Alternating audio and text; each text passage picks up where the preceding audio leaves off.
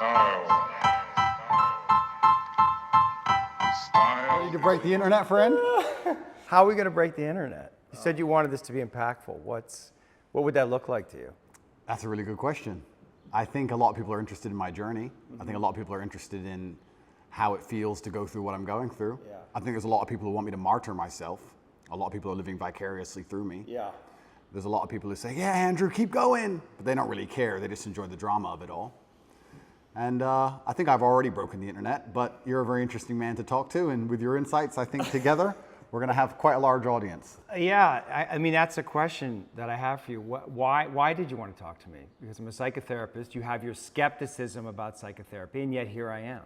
That's true. We had a conversation before, and I've been told by many people it was my most interesting podcast ever.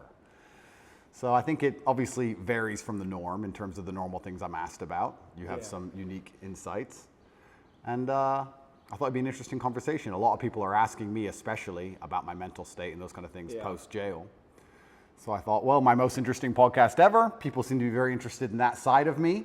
So perhaps it can be a good conversation. Does it make you nervous that there may be things that you don't know about yourself that I'm going to try to reveal to you? I know everything about myself, my friend. You know everything about yourself. I believe that I have an intimate grasp of all the things about myself which matter, which allow me to compete. Right. So there may be things I don't know, but I'm not sure if I particularly need them. So I'm not that interested. Right. What's useful is more important than what's true. Absolutely. Right, and you've developed a framework of thinking about yourself and thinking about reality that's been incredibly effective for you. Completely. Right. What's useful is more, you nailed it, what's useful is more important than what's true. Do you like to make people think what you think?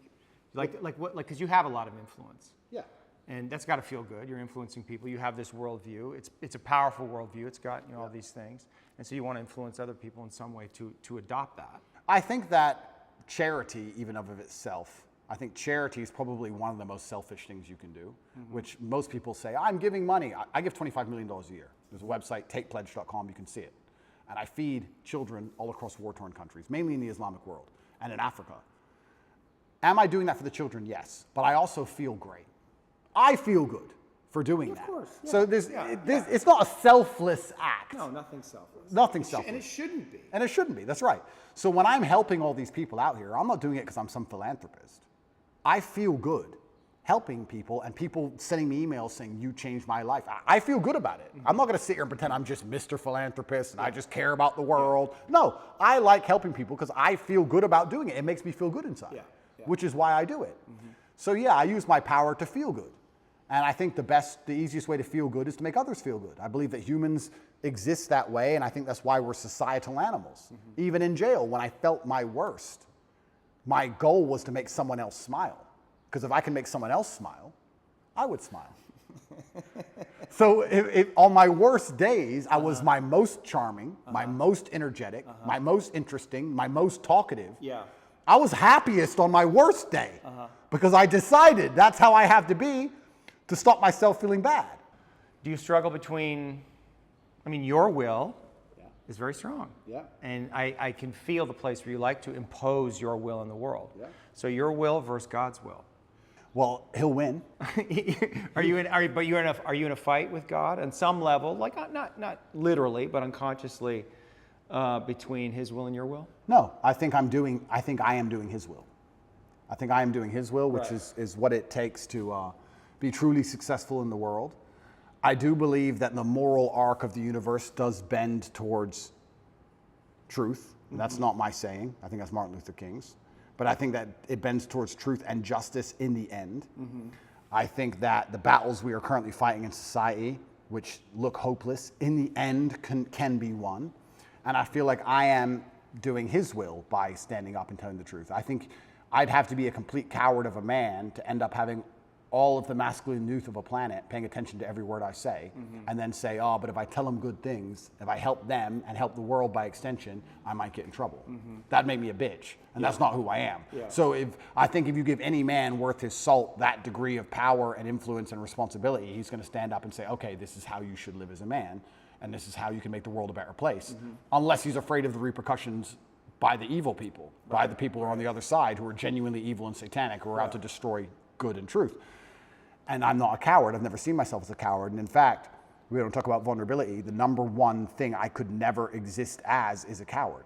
I think that's, you want to talk about my biggest fear, it would be knowing I'm a coward. How are you making sense of what's happening to you? Is it God's will? Is it a co-creation? In some way, did you co-create this? Oh, no, Or are you just like a victim of the Matrix? No, I'm not a victim. So absolutely everything is, I believe. In some way you're a victim. Completely, but I believe in self-accountability. Sure. I could have prevented this. Well, how did you co-create this? If let's presuppose you did. I created this by being monumentally successful. Are you taking on the full responsibility that you have given all of the gifts that you've been given by God? Yeah. Is there any place where you're not taking on responsibility for that? No, I think I take care of absolutely everybody I love in every single way. I think anybody who's ever needed me, I've been there for them if they've deserved it. I think anybody who listens to my message is becoming a better person overall. I genuinely believe I'm fixing and helping society. I don't know what else more I'm supposed to do. I mean, to a degree, I've almost martyred myself. What else more can I do? My options at this point are either to continue to help people and explain to men why I became so successful, which is all I'm basically doing. I'm saying you're a man and you're upset and you want to be X. I'm telling you how I became what I wanted to be. This is what I did. My general consensus is that I don't think I can change or affect the world to the point where pain and suffering and bad things are not going to happen. So isn't it best if I just enjoy all of that? Doesn't that make me as powerful as possible if I say, oh yeah, okay, this is going to suck, good. I mean, I do it when I fight.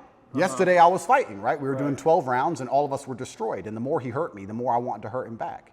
The more he hurt me, the better it felt. The more powerful I felt, the more he hit me. Because then it's my turn, right? So if I can't stop him from punching me, and I'll do my best, but if I can't, then surely you should learn to enjoy it, right? And I don't think you can stop life from hitting you. And I don't think you can stop life from giving you unexpected surprises. And I don't think you can stop yourself from feeling sometimes sad or anxious or upset. So I think the best mindset you could adopt is finding that engaging and exciting. I'm not going to lie to you. Although I am facing very serious charges, and although they are trying to destroy my life, and although I cannot sleep the same, and although they're out to get me, and although I've suffered, part of me is excited. Part of me is like, okay. Why? Because it's a war. But you said you're excited about it, so maybe there's some way you actually wanted this. I didn't want this. In fact, I had conversations with Tristan for a long time, and I kept saying Icarus to him. When I would decline, I would decline certain podcasts, I would decline meeting certain famous people, I would decline talking about politics, I would decline things, and I would keep saying Icarus. And he would say, why are you doing this? And I just reply Icarus. Because I knew if I got too big that they were going to come for me. I knew that. So I tried to balance it, and I felt like I did a pretty good job, but unfortunately I got it a little bit wrong. My fault. I got it wrong. I put myself here. But I also don't believe that there's any light without dark. It's yin and yang for a reason. I don't think that I can just become the most Googled man on the planet and become monumentally successful and make hundreds of millions of dollars and nothing bad's going to come from it. I think that would be hubris. I wasn't looking for it, but I was never Did you attract it in some way? Well, if you are a force for good, then the evil is going to attack you, isn't it? And I do genuinely believe this is the battle of good versus evil in the world today. I believe that truth is always going to be on the side of good. I am religious. I believe the things I say most people knew were true only 10 to 15 years ago. I don't think they're radical ideas. And I think that there is an evil force in the world which is extremely deceptive. And they are out to try and silence me, not because what I say is wrong. It's in fact because what I say is right. I believe the reason I have so much influence and the reason so many young boys listen to me and pay attention to me is because I say things that are true, that they know intrinsically, evolutionarily, inside of their bones as true, that I say things which work. People often wonder why my fan base is so feverish, why my fan base is so dedicated. Well, if they listen to me, it's the first time they ever feel good. The first time they ever train hard and start to feel better physically and they start to feel better mentally and they adopt my mental model and now they're not stressed or depressed anymore. And then they may start to make some money and they go, you know what, I started listening to Tate a year ago. I'm in the best shape financially, the best shape physically, the best shape mentally. Tate's the man. So they're hyper dedicated to me. And yeah, I mean, there's going to be a negative to that. I want to make something clear. I've been brutally aware of the fact that all of this might blow up in my face for a very long time. I've not been ignorant to that. And I think that's why jail didn't cause me pain. Because I wasn't in jail like, how did this happen? I was in jail thinking, they got me. I knew it. They've been after me for a long time. I knew they were coming.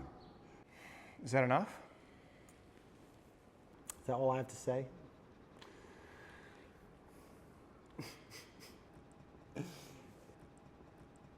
It's been good fun. Yeah. And I feel like I've learned some things. And I feel like we need to do it again. Absolutely. Yeah, that was fun. I appreciate you, man. Thank you, bro. Yeah. Thank you.